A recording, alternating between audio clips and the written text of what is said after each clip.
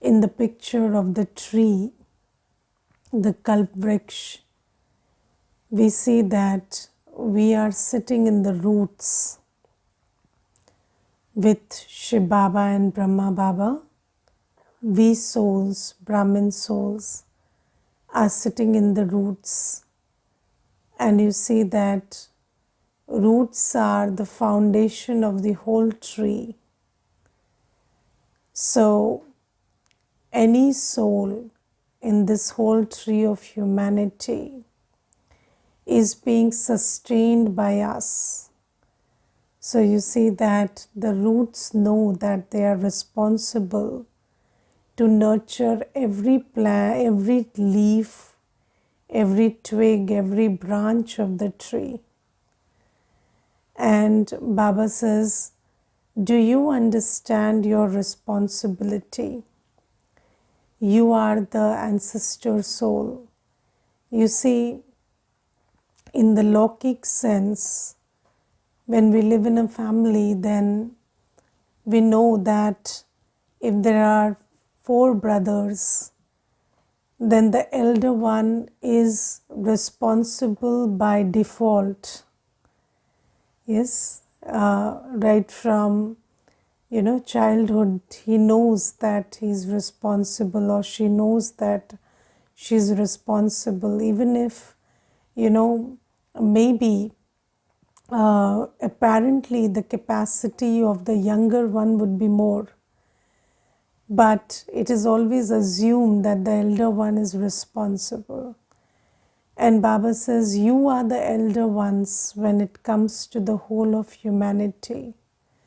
So there is a I think in this whole drama, when we play our parts, there is this one question that comes up very often: who would do it first? So I have seen that whenever there is an argument, or there is a problem in a relationship, then both the parties involved, they want to get rid of the problem. They want to have good feelings for each other. They want to again go back to talking and communicating.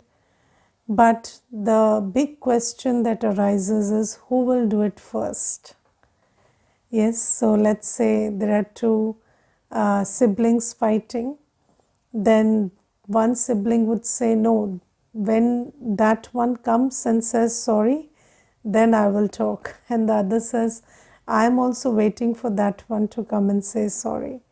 So we all want to have harmony, but this question, who will do it first, is the big question.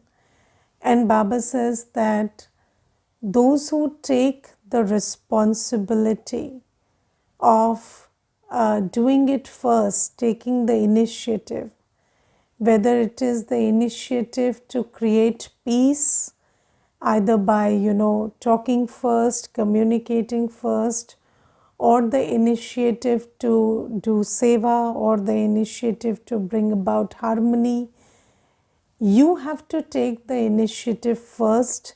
You are the elder one.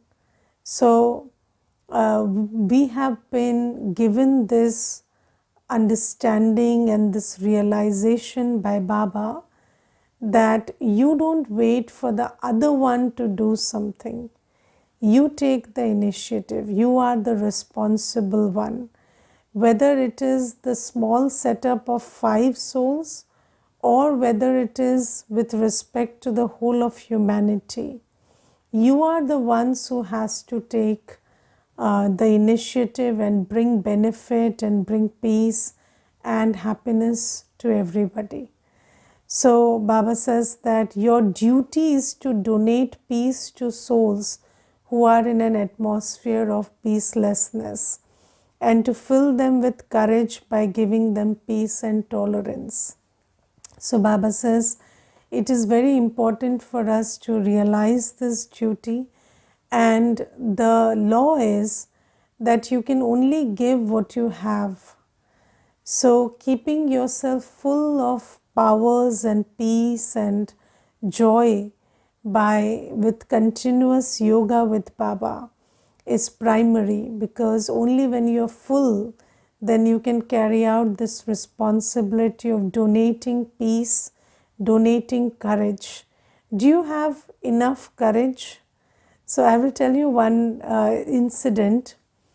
There was this one Mata who used to be who is in Gyan, and she was telling me that my son had my son was going through some difficulty in school, and I was just teaching him the power of acceptance and how to just persevere and have courage and not give up, and that things would be better and brighter, and just keep that hope going.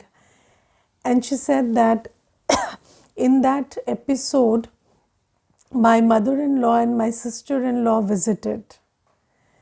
And then what happened is, I got really frustrated after 5 days. And I started speaking a different language to my son. I started saying, it's very good to not give up hope, but sometimes it's not possible. And sometimes you feel so disheartened that you can't continue in the face of some things. And I was the one, and he was taking it all personally. And I thought that, I am just explaining him my situation. But he applied it to his situation, and he started telling me, Mom, this is what I have been trying to tell you for so many days, that sometimes the situation in school is really difficult. Why don't you change that school for me? I don't want to continue in that school. And you've been giving me these Brahma Kumari lectures all this time, and now when your time has come, you have just stepped back. So then the mother said, oh, okay, I understand, I have been in the wrong, and I will show you whatever I have been speaking to you, and I will be, in my most courageous, most tolerant form all this while, and you learn from me how to keep up, the courage and the hope in the face of these things. And she said, then I took it like a personal mission to convey that lesson to him through action. And Baba says that, you have to uphold your courage. What is courage? Courage is what keeps you going in the face of, a lot of opposition or a lot of, other things. Maybe the opposition is coming from inside or outside. Whatever it is, it could be a sanskar, it could be anything. Even if, these days there are a lot of things that we see. There are people who can't pull themselves out of bed. So, that also requires courage, because it's some sanskar, some past karma that is not allowing you. So, whether it is fighting your own weak sanskars, or it is showing that perseverance in the face of external circumstances. But courage is not about fighting the situation. It's just about you keep going. So I think, in my experience, I felt that if you start thinking about the problem and solving the problem, then you get everything wrong. But if you are not concerned about the situation, you are not thinking about changing the situation, solving the situation, mitigating the situation, you are not concerned about the situation. You are just concerned about pulling up your courage and continuing to do your thing in the face of everything. So, even if the situation is just, over the head and it's trying to drown you, you just try to get out of it. You don't fight with the situation. You don't think about the situation. You just do your thing. That's courage. And Baba says, just determine how you want to be and what you want to do, and stick to that.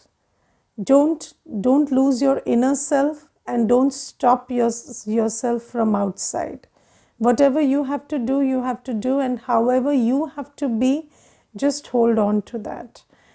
And Baba says, you have to be your courageous self, you have to be your peaceful self, and you have to have a lot of in order to emerge that courage, you have to have a lot of tolerance also, because tolerance is like that absorbing capacity where whatever is coming is not affecting you, and it's just merging somewhere. So that tolerance you need. And Baba says, when you are your courageous best, when you are your peaceful best, when you are yourself the way Baba tells us we are, then we act like this ancestor soul who is showing the path to everyone through their being and doing. And Baba says, you never ask the situation to change, you never ask anybody to change or do something differently. In the face of everything, you can be and do what you want. That is the path you need to show to everybody. And Baba says, never ask, who first, because it is always you first. You have to do everything first. You have to show tolerance, you have to show courage, you have to do everything. And I will tell you one thing, when I came into Gyan and we started doing Seva, so I always thought that, in the beginning, I'm telling you, I had these thoughts that, maybe if I if I do a lot of Seva, then there will be souls who will be, who will take up the seva and manage, and at a later stage I will be free. So, I always thought that, some sister will come, she will manage, and then I'll be free or something. But slowly, gradually, I realized that, it's not like that. Baba says, you are the one entrusted, and until the very end, you are the one who will be entrusted. So you will create many more, that's okay. But they will do their thing. But you have to keep doing your thing until the very end. So, then I realized that I had been so blind, I couldn't see that the dadis never retired. Baba never retired. So, why should one think that, somebody will take care of the seva and you will not need to do anything? No, it's not like that. So, Baba says, you take the initiative, you are always the elder one. Even if, physically you are the young one, but if you're Baba's child, it's your duty to bring about peace, harmony, take the initiative for all of that. And there is this one Mata, and she was yesterday talking to me, and she said that, sister, when I came into Gyan, my daughter-in-law and I had a lot of problems. And I always tried to, emphasize or put across sometimes verbally, sometimes non-verbally, that I am the elder one and you have to listen to me.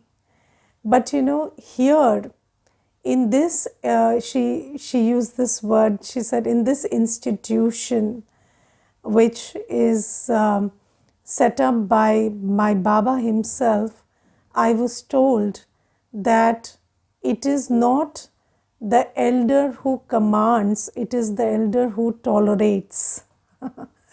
So I learned here that if you are the elder one, you tolerate more. You bring about peace, you bring about harmony, You take the initiatives for these things. You don't dictate, you don't command.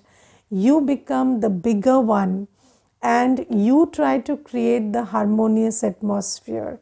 And then, I started, so I still understand that there is discipline to be maintained and other stuff, but now I do it very lovingly. And I first build a chord and then I do it.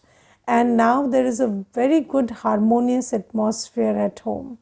So Baba says that, this concept of the elder also is very interesting, because in the world we think that, the junior has to listen and the elder has to dictate. But Baba says the elder has to take the responsibility for creating peace and harmony. And if it requires tolerance, if it requires courage, be it so, no problem.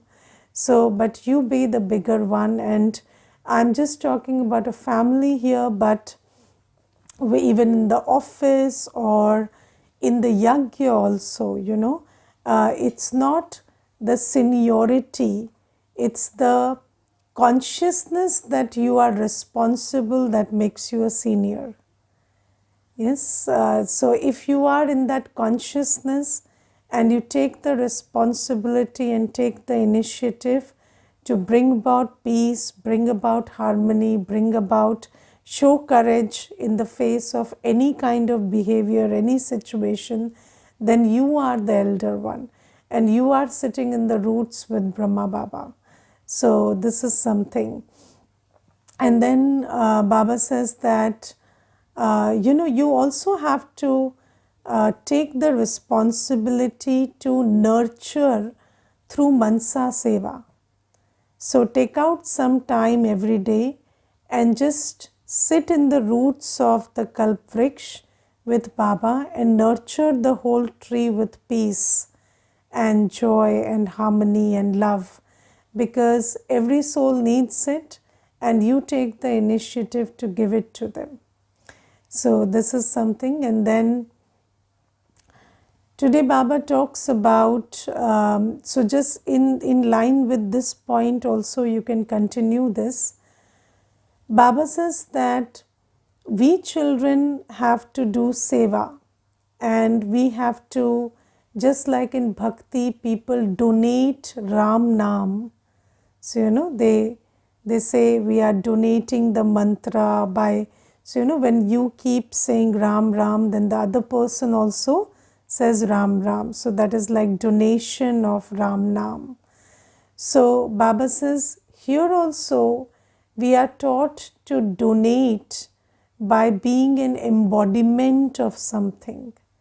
So Baba says when you are preparing food in Baba's remembrance, then that is like that is a method of donating remembrance to the one who accepts the food. Yes, so if you cook food in Baba's remembrance, then the food is filled with vibrations of love for Baba, and the one who accepts that food, that one also grows a loving heart for Baba. So this is the donation we need to make, not just through the words, but through every action. You can donate, this love for Baba by filling your actions with love. So when you do something, any act, a simple act like cooking food, if you do that in love for Baba, then the person who accepts the food will also have love for Baba. And I will tell you my journey. I was very strong-headed, no heart when I came to Gyan. And without a heart, you cannot recognize Baba. So I was all heads and intellectual and this and that. And then Santoshji used to cook food in love for Baba. And that food melted my heart. And there was a point when I felt, because I was very intellectual, so I could recognize that there is a connection with this food and my heart melting. So I asked him, "What are you doing with that food?" I am slowly becoming like you. So I have also started thinking like you. So I could also recognize that there is a connection between that food and my heart melting for Baba. And then when the heart melted, I could, receive Baba's love, because of course Baba loves all his children all the time, but we have such stone hearts that we don't receive the love. But this is a very good method to donate love for Baba. So, when you cook food with love for Baba in your heart, then it melts the heart of the one who accepts that food, and they also start experiencing Baba's love. That which never made sense to them will also start making sense to them. So, this is about cooking food and donating Baba's love. Second is accepting food in remembrance of Baba.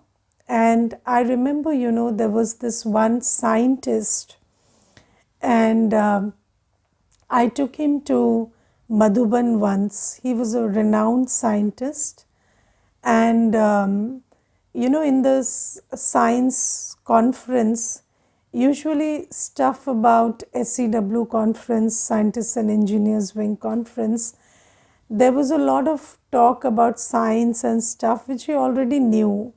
So he was attending all those conferences, and then there was this Kanya.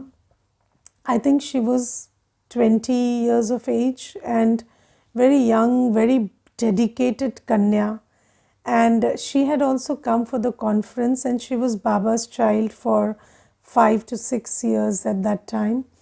And then I told that Kanya to just take this brother for food in the dining room, and then lunch, dinner, etc. Just accompany him, because I couldn't accompany him all the time. So I gave that seva to that Kanya. And then 3 days passed, and while we were coming back, I asked that brother, how was your experience? So he said, it is all wonderful, it is great, the campus is beautiful, filled with good vibrations, the programs were also nice, but what I liked most is when we used to sit to eat food, that girl who used to eat food with me, she used to have her eyes welled up in tears when she ate food. And with so much, I don't know what was that. I have never seen anything like this in my life. The way she ate food. And I asked her one day, and she said, I'm eating food in Baba's remembrance. And I don't know what that remembrance is, but I want to learn that. And that is what touched my heart, and that is what I want to take back. And I taught her how to, I asked her, teach me how to eat food in Baba's remembrance. Then she said, you have to do the course. So tell me when I can come for the course. So you see that that's one simple act when she was accepting food in love for Baba, with love for Baba in her heart. That one simple act touched the heart of that brother so much. And he did the course just because of that one thing. And Baba says that, this is how everything that you do in Baba's love, when you speak in love, you speak with love in your heart for Baba. One is you speak the truth, you speak the knowledge, that's okay. But when you have love in your heart for Baba and you speak the Gyan, then they feel that love and they connect to Baba also. When you have love in your heart and you accept food, the one who sees you also has love for that one. And Baba says this is the way you need to do seva, not just through words. Of course, through words is important, but then through every action, when your actions are filled with purity, peace, love, joy, so that, that has an effect and influence on everyone. And this is the seva that Baba is teaching us today. And Baba says, Baba is the benefactor, and you have to be the master benefactor and bring benefit to everybody. And if you're not, then you're not Baba's child. So Baba says, then you're just saying that you're Baba's child, but not bringing benefit. And what is bringing benefit? When a soul comes closer to their spiritual reality, only then can they be benefited. So when you bring the true benefit to everybody, then only those every soul will thank Baba, and you will be called the master benefactor. And today Baba says one very interesting thing. Baba says that whether somebody is wealthy or poor, you have to serve them. And I remember there was this conversation between Dadi Janki and Mother Teresa.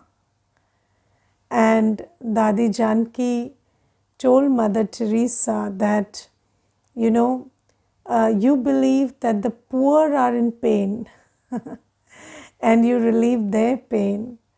But God tells us everyone is in pain and we relieve everybody's pain. So, there is this thing about, that only the poor are in pain. But Baba says, no, everybody is a soul and everybody is in pain. And you have to realize that through knowledge. And I will tell you one experience. I was once having a chat with somebody who is, somebody who is working for women with the government, and a very high position, and people who decide, who is wrong and who is right, that kind of a position. And then I heard that lady say that, only poor women have problems and rich women only have tantrums. And she said that, rich women who have a lot of money, they are only throwing tantrums. They don't have genuine problems. But poor women have problems and we need to sort out their problems. So, and I was, of course, Baba says that you have to be a detached observer. But it made me think, that really nobody knows what Baba teaches us. And Baba says, don't get confused with the label, the cover. Everyone is a soul. And we are not limited by our resources. We are limited by our capacities. Do you understand that? So even if, you may have resources, you may not have resources. But if you don't have the capacity to be knowledgeful, peaceful, loveful, joyful, then the lack of resources or the having of resources doesn't matter. We are not limited by resources, we are limited by capacity. And if we had the capacity, we would attract the resources. And even if, because of past punya karma, we have the resources, it doesn't necessarily mean we have the capacity also. And Baba says that every soul is crippled right now. No capacity in anybody. No capacity for virtues, no capacity for powers. And every soul needs to be introduced to themselves and to the bestower. And you have to serve everyone. And I'll tell you, when I came to say, when I started doing seva, then although you hear this stuff, but you don't realize that actually, somebody with a lot of wealth could also be in pain. And I remember there was this brother, and he came to the center, and he was filthy rich, crores of, like, monthly turnover of crores. And when he came to I knew him, I knew about him, I didn't know him. So when he came, so the first thought I had was, now what does he want? He has everything.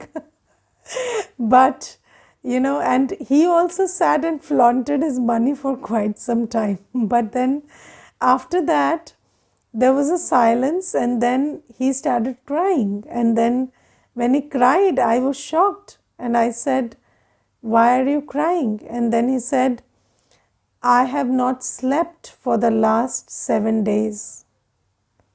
I am not able to get any sleep. There is so much of anxiety and fear always working. And if you could help me sleep, I will do whatever you say. So just think about the pain of someone who is not able to sleep. And even if somebody is sleeping on the floor, but if they are able to sleep, that's different from somebody who has all the comforts but unable to sleep. So Baba says that you don't have to have this body consciousness that only the poor are in pain. You give knowledge, and that's why you see Baba's centers are everywhere, in the remotest of villages to the poshest of cities. You find Baba's centers everywhere, because Baba says everyone is a soul and everyone is in pain, and you serve everybody. But Baba also says that the poor will respond instantly, because they have less attachment, they have less to lose, so they respond easily. But even if one person who has resources responds, then many will follow him, because many are looking up to him, many are looking at him. So Baba says, serve everybody. It is your duty to serve every soul, and I am the father of every soul. Okay, Om Shanti.